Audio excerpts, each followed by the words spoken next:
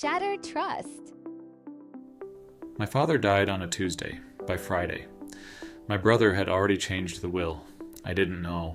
I was still wearing black, still receiving condolence calls, still crying myself to sleep in my childhood bedroom. While I was grieving the man who raised us both, my brother was in a lawyer's office, signing documents, erasing my name from everything my father had spent 40 years building: the house in Lekki, the warehouse in Apapa, the 3 properties in Abuja, the savings account with 87 million naira. Gone. He didn't even wait for the burial to be completed.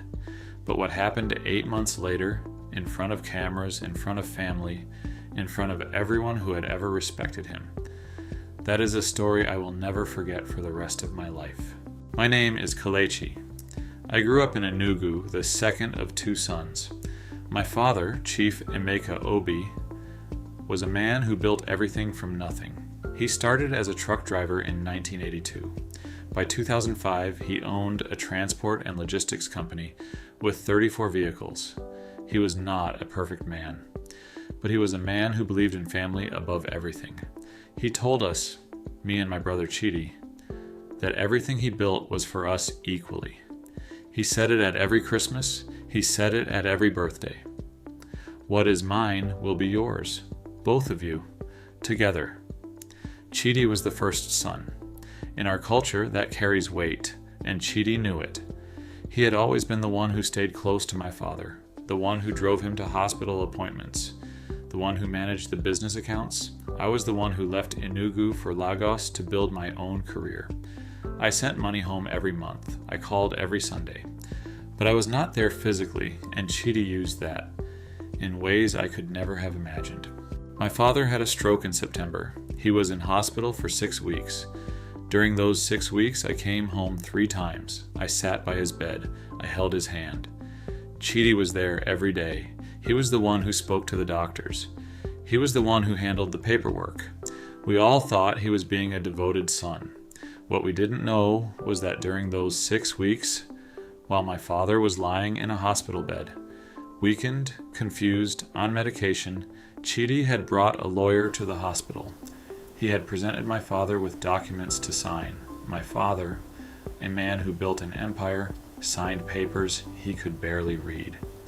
Papers that transferred the majority of his estate exclusively to Chidi. Papers that reduced my inheritance to a single symbolic amount, 500,000 naira. Out of 87 million naira in savings alone, I was left 500,000 naira. My father died 3 weeks after signing those documents. He never told me what he had signed. I don't believe he fully understood what he had signed. At the reading of the will, I sat in that room with my mother, my aunties, my cousins, all of us expecting to hear what my father had always promised. When the lawyer read my name and said 500,000 naira, the room went silent. I looked at Chidi. He didn't look back at me.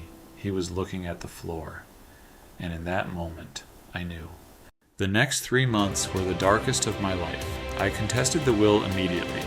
My lawyer told me it would be difficult. The documents were signed. Even if my father was not fully lucid, proving that in court would take years and cost millions. My family was divided. Some believed me, most didn't want trouble. My mother was too broken with grief to fight. Meanwhile, Chidi took possession of everything. He moved into my father's Lekki house. He changed the locks on the Apapa warehouse. He transferred the business accounts. People in our community, people who had known me since childhood, started treating me differently, as if I had done something wrong, as if I was the troublemaker. I lost 8 kilograms in 3 months. I couldn't sleep. I would lie awake at night thinking about my father's face, wondering if he had known, wondering if he had chosen this. The thought that my father had deliberately left me with almost nothing hurt more than the money ever could. It was my mother who saved me. She called me one Sunday night, the same night I had almost given up, and she said 7 words I will never forget. Your father told me the truth. Record everything. My mother had been silent for 3 months. not because she didn't know, but because she had been quietly gathering evidence.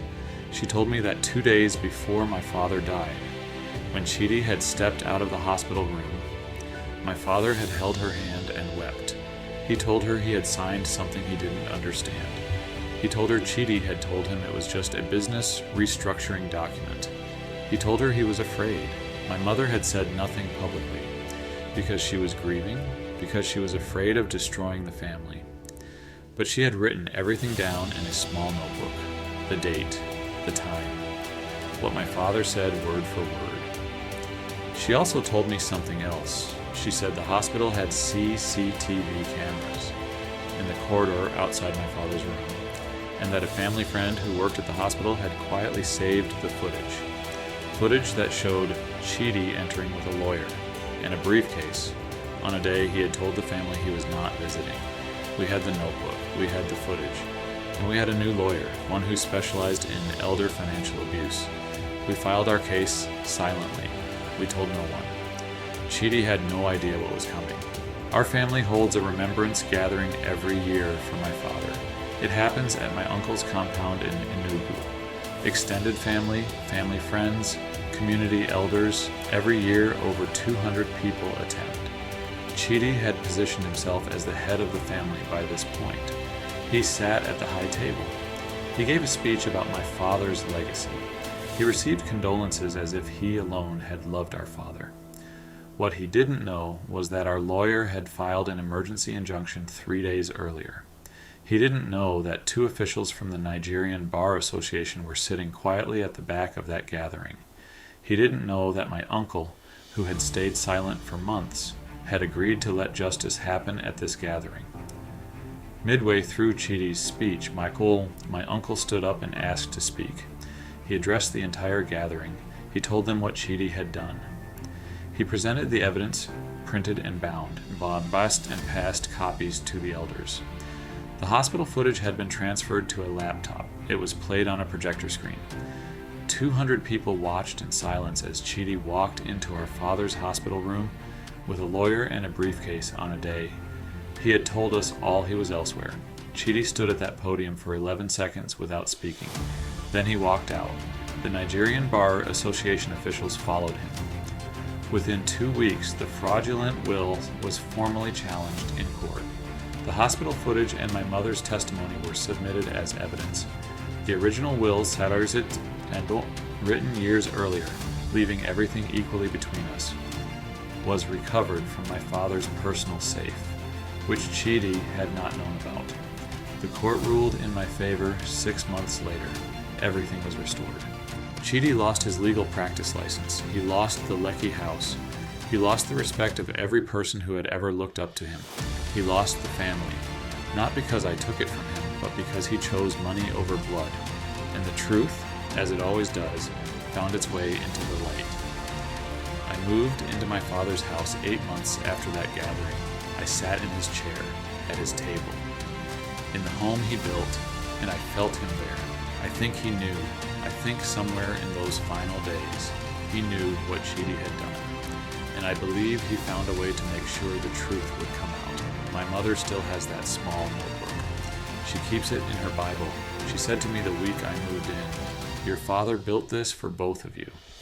He just needed time to make sure only the right one received it."